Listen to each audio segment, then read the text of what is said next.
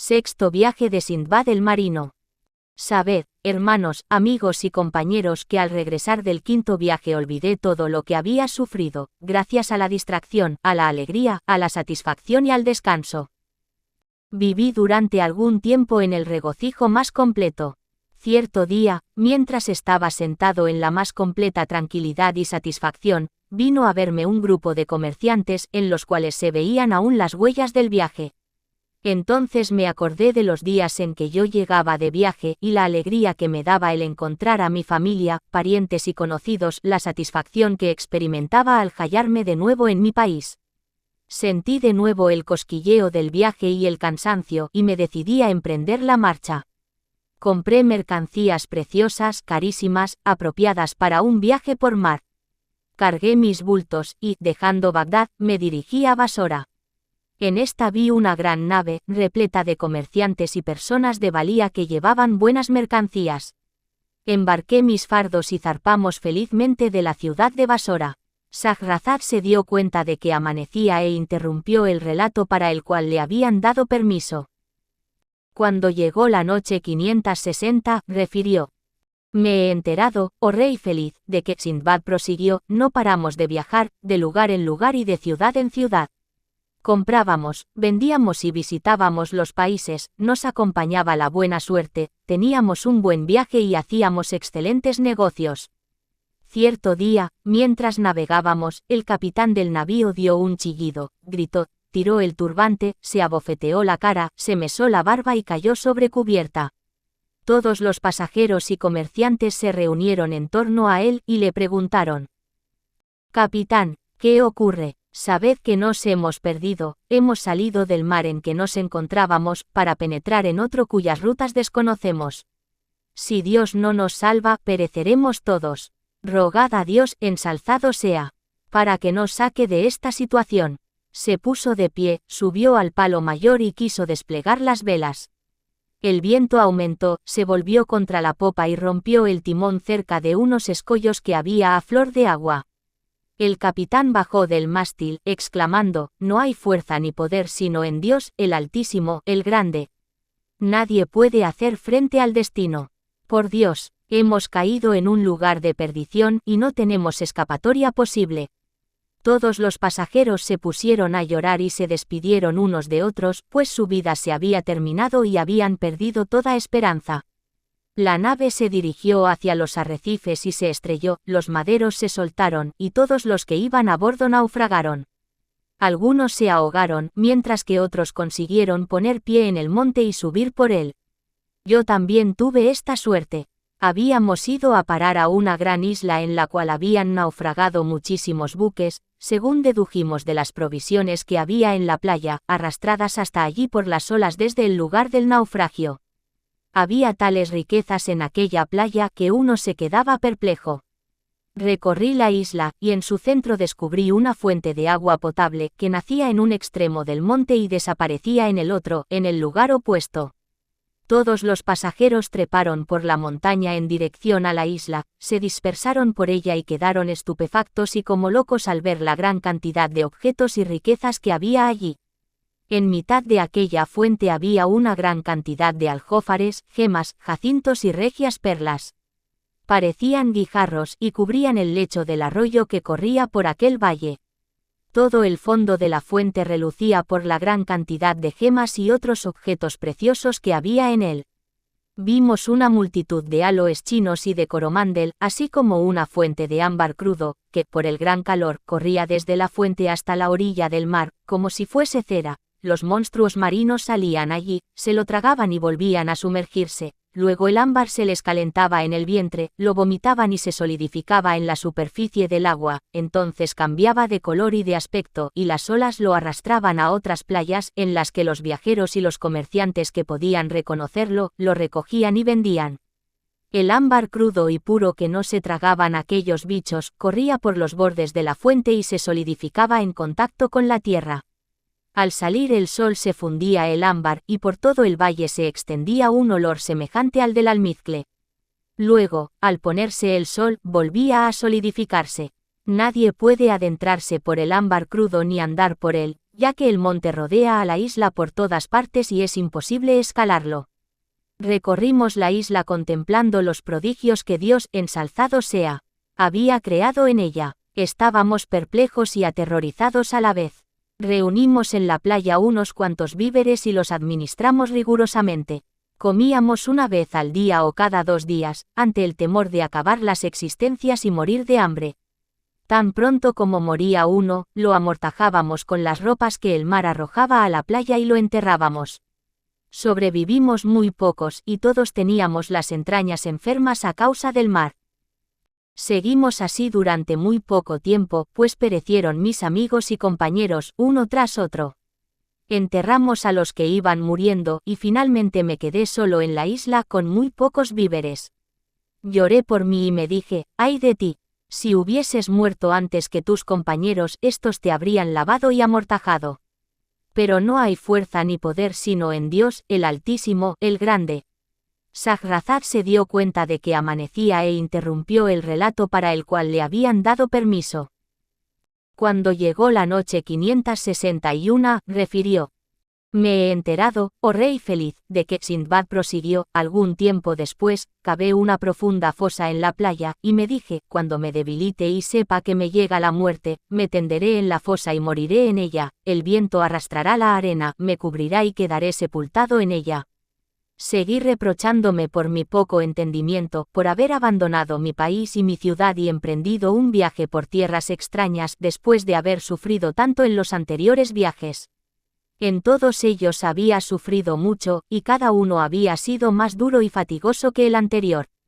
Entonces, al creer que no conseguiría escapar sano y salvo, me arrepentí de mis viajes por mar y de haber reincidido sin necesidad, pues disponía de tantas riquezas que nunca conseguiría agotar ni gastar ni siquiera la mitad. Tenía lo que me era suficiente y aún más. Medité y me dije, este río tiene principio y fin, estoy seguro de que pasará por un lugar civilizado. Tengo que construir una lancha pequeña en la cual pueda sentarme, luego la pondré en el torrente, me embarcaré y seguiré el curso del agua. Si encuentro salida, me habré salvado con el permiso de Dios, ensalzado sea. Si no la encuentro, moriré en el río, lo cual es preferible a continuar aquí.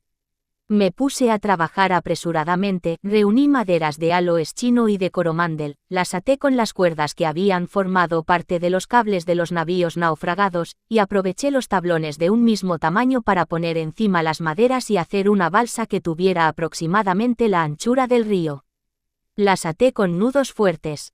Recogí las gemas, los aljófares, los objetos preciosos y las mayores perlas, que parecían guijarros y otras cosas como el ámbar crudo que abundaban en la isla. Las coloqué en la balsa, en la que también puse todo lo que había ido reuniendo en la isla. Cogí luego los víveres que me quedaban e impulsé mi bote por el río. Coloqué 2 maderas, una en cada lado, a manera de remos, y recité los versos del poeta: parte del lugar en que sufres, abandona la casa y lamenta la muerte de quien la ha construido. Encontrarás una tierra que sustituya a esta, pero no hallarás un alma que reemplace a la tuya. No temas los acontecimientos que traigan las noches, pues todas las desgracias se dirigen a su fin. Quien esté destinado a morir en un lugar, no morirá en otro. No envíes a tu mensajero si se trata de un caso difícil, el alma no tiene más mensajero que ella misma. Avancé por el río hasta llegar al sitio en que el agua se metía debajo del monte. Al pasar por allí me quedé en las tinieblas más absolutas. Seguí navegando hasta llegar a una angostura, los lados de la balsa chocaron con las piedras del monte, mientras mi cabeza rozaba el techo. No podía volver atrás y me reprochaba por lo que había hecho, pensando, si esto se estrecha más será muy difícil que pase la balsa o que pueda volver atrás y moriré aquí. El riachuelo era tan angosto por aquella parte que me tendí de bruces mientras continuaba avanzando sin distinguir el día de la noche, dada la gran oscuridad reinante. Estaba asustado y temía morir. Seguí avanzando por el riachuelo que se ensanchaba y estrechaba alternativamente. La oscuridad y la fatiga me rindieron y me quedé dormido de bruces encima de la balsa. Esta siguió avanzando sin interrupción. Al despertar me encontré en plena luz. Abrí los ojos y vi que me encontraba en un lugar muy amplio. La balsa estaba atada a una isla, mientras a mi alrededor formaba círculo un grupo de indios y de abisinios. Cuando vieron que me incorporaba, se acercaron hacia mí y me hablaron en su lengua, pero yo no los entendí. Creí que todo era un sueño, motivado por el cansancio y el temor.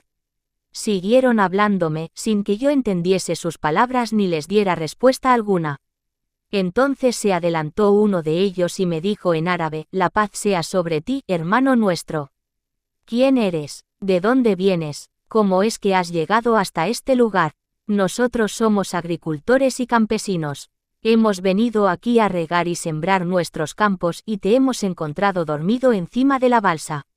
La hemos detenido y atado cerca de nosotros para que pudieses despertarte con tranquilidad. Cuéntanos la causa de tu venida a este lugar. Dios te proteja, Señor mío. Pero dame algo de comer, pues estoy hambriento. Luego, pregúntame lo que huyeras». Se apresuró a traerme alimento y yo comí hasta hartarme. Ya repuesto y calmado, alabé a Dios, ensalzado sea. Por todo, me alegré de haber salido del río y llegado hasta allí, y les expliqué todo lo que me había ocurrido, desde el principio hasta el fin, así como lo que había sufrido por lo angosto del río. Shahrazad se dio cuenta de que amanecía e interrumpió el relato para el cual le habían dado permiso. Cuando llegó la noche 562, refirió: «Me he enterado, oh rey feliz, de que Sindbad prosiguió, hablaron entre sí y dijeron: hemos de llevarlo con nosotros y presentarlo a nuestro rey para que le cuente lo que le ha sucedido. Me llevaron con ellos, después de cargar con la balsa y todo su contenido, riquezas, bienes, aljófares, gemas y objetos de orfebrería. El soberano me saludó, me dio la bienvenida y me preguntó por las cosas que me habían sucedido. Le informé de todo lo que me había pasado, desde el principio hasta el fin. El rey se admiró mucho de mi relato y me felicitó por haberme salvado. Entonces me dirigí a la balsa, tomé una buena cantidad de gemas, aljófares, áloes y ámbar crudo y se lo ofrecí. El soberano lo aceptó, me trató con todos los miramientos y me instaló en una habitación de su palacio. Entré en relaciones con los grandes y magnates que me trataron muy bien y no abandoné el palacio. Todos cuantos llegaban a la isla me preguntaban por los asuntos de mi país. Yo los informaba y, a mi vez, les preguntaba por los de ellos. Cierto día, el rey me preguntó por la situación de mi país y por el modo en que el califa administra Bagdad. Le referí la justicia con que gobernaba. Se admiró mucho, y me dijo: «Por Dios, el gobierno del califa es sabio, y su administración, loable. Has conseguido que lo ame. Quiero preparar un regalo y enviárselo por medio de ti. Oír es obedecer, Señor nuestro. Se lo entregaré, y le informaré de que tú eres su amigo sincero». Seguí en la corte de aquel rey llevando una buena vida, siendo honrado y respetado durante un lapso de tiempo. Cierto día, mientras estaba en palacio, me enteré de que un grupo de habitantes de aquella ciudad estaba preparando una embarcación para salir de viaje hacia Basora. Me dije: nada podría convenirme más que partir con ese grupo. Corrí, al momento, a besar la mano del rey y a decirle que deseaba partir con el grupo que iba a zarpar, puesto que ansiaba regresar a mi país junto a mi familia. A ti corresponde decidir, me dijo. Pero si quieres quedarte con nosotros serás bien tratado, pues nos place tu compañía. Señor mío, me has abrumado con tus favores y regalos, pero yo ansío volver a ver a mis allegados, a mi patria y a mis parientes. Entonces mandó llamar a los comerciantes que habían fletado el navío, me recomendó a ellos, me regaló muchas cosas y pagó además mi pasaje. Me confió un gran presente para el califa Harún al-Rashid que vivía en Bagdad. Me despedí del rey y de todos los amigos y embarqué con los comerciantes. Zarpamos con viento favorable, el viaje resultó feliz, y nosotros confiábamos en Dios, loado y ensalzado sea. Viajamos de mar en mar y de isla en isla y llegamos felizmente a Basora con el permiso de Dios. Desembarqué, y pasé en dicha población unos días y unas noches hasta que me hube preparado y facturado mis bultos. Entonces me dirigí a Bagdad, ciudad de la paz, y me presenté ante el califa Harún al-Rashid. Le ofrecí el presente y lo informé de todo lo que me había ocurrido. Después almacené mis bienes y mis mercancías y me dirigí a mi barrio. Mis familiares y amigos acudieron a visitarme. Repartí regalos entre todos mis parientes e hice limosnas y dones. Al cabo de algún tiempo, el califa mandó a buscarme y me preguntó por el motivo del regalo y de dónde procedía este. Le dije, emir de los creyentes. Por Dios, no sé el nombre de la ciudad de procedencia ni el camino que a ella conduce. Naufragué con el buque en que viajaba y puse pie en una isla. En esta construí una balsa y descendí por un río que cruzaba por el centro de la misma. Le expliqué todo lo que me había sucedido en el viaje, cómo el río me había conducido a la ciudad, todo lo que me había ocurrido en ella y el motivo por el cual se me había confiado el regalo. El califa se admiró mucho de esto y mandó a los cronistas que escribiesen mi historia y la depositaran en su biblioteca para que sirviese de instrucción a quien la leyere. Me honró en gran manera y volví a vivir en Bagdad como había vivido anteriormente, olvidando, en medio de aquella vida muelle, el placer y la distracción, todo lo que me había ocurrido y lo mucho que había sufrido. Esto es lo que me sucedió en el sexto viaje, hermanos míos. Si Dios, ensalzado sea, quiere, mañana os relataré el séptimo viaje que es el más maravilloso y prodigioso. Mandó extender el mantel y cenaron. Sindbad el marino ordenó entregar a su homónimo 100 mizcales de oro. Este los cogió, todos se marcharon, admirados hasta el extremo. Shahrazad se dio cuenta de que amanecía e interrumpió el relato para el cual le habían dado permiso. Cuando llegó la noche 563, refirió: Me he enterado, oh rey feliz, de que Sindbad el Faquín durmió en su casa. Al día siguiente rezó la oración matutina y se dirigió a casa de Sindbad el marino. Este recibió a los contertulios. Cuando todos hubieron llegado, empezó a contar la historia del séptimo viaje. Séptimo viaje de Sindbad el marino. Sabed, contertulios, que cuando regresé del sexto viaje volví a vivir de la misma manera, a llevar una vida muelle, alegre, tranquila y distraída, igual que anteriormente. Durante cierto tiempo viví tranquilo y alegre de noche y de día, pues había obtenido grandes ganancias y realizado enormes beneficios. Pero en mi interior deseaba volver a recorrer los países, navegar por el mar, tratar a los comerciantes y oír sus noticias. Me decidí a hacerlo otra vez, y enfardé objetos preciosos, apropiados para un viaje por mar, y los trasladé desde Bagdad a Basora. Descubrí una nave preparada para zarpar, en la que iba un grupo de grandes comerciantes. Me embarqué y me hice amigo de ellos. Emprendimos el viaje felizmente y con buena salud. El viento nos fue favorable hasta llegar a la ciudad de Sin. Estábamos muy alegres y contentos y hablábamos acerca de las cosas del viaje y del negocio. En esto se levantó un viento huracanado que venía de la proa de la nave, y cayó un terrible aguacero que nos empapó a nosotros y nuestras mercancías. Cubrimos estas con lona y arpillera para que la lluvia no las dañase, y empezamos a rezar a Dios ensalzado sea, y a suplicarle que amainara el temporal. El capitán se levantó, se ciñó el cinturón, arremangóse y se encaramó por el mástil.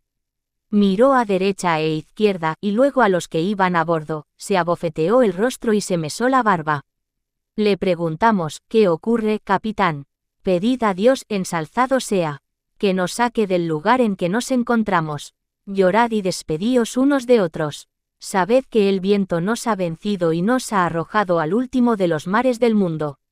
Bajó del mástil, abrió su caja, sacó una bolsa de algodón y extrajo un polvo que parecía ceniza. Lo mojó en el agua y esperó un poco, después lo olió. Luego sacó de la caja un librito y leyó en él.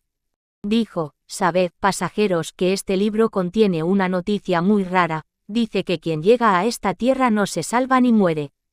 Este lugar se llama Región de los Reyes y en ella se encuentra la tumba de nuestro señor Salomón, hijo de David, la paz sea con ambos. Hay enormes serpientes de aspecto aterrador. Aquí vive un pez que se traga a todos los barcos que llegan a esta región. Al oír decir estas cosas al capitán nos maravillamos mucho.